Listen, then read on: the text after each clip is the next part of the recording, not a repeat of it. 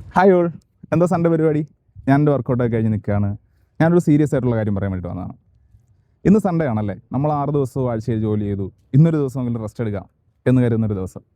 പക്ഷെ നമ്മുടെ വീട്ടിലും ചില ആളുകളുണ്ട്, അവരൊരു ദിവസം പോലും ഒരു അവധി കിട്ടാതെ തുടർച്ചയായിട്ട് ജോലി ചെയ്യുന്ന ആളുകളാണ്.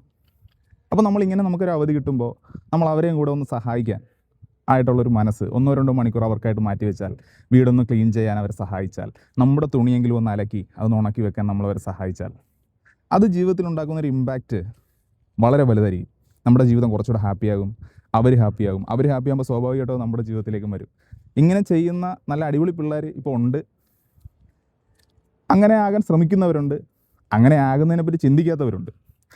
ഇവരാരെങ്കിലുമൊക്കെ ഇത് കാണുമെന്നുണ്ടെങ്കിൽ ചെറുതായിട്ടെങ്കിലും ഒരു അരമണിക്കൂർ ആദ്യം ഒന്ന് അവർക്ക് വേണ്ടി മാറ്റി വെച്ച് നോക്കുക. പിന്നെ അത് വർദ്ധിപ്പിക്കാൻ നിങ്ങൾക്ക് തന്നെ തോന്നും.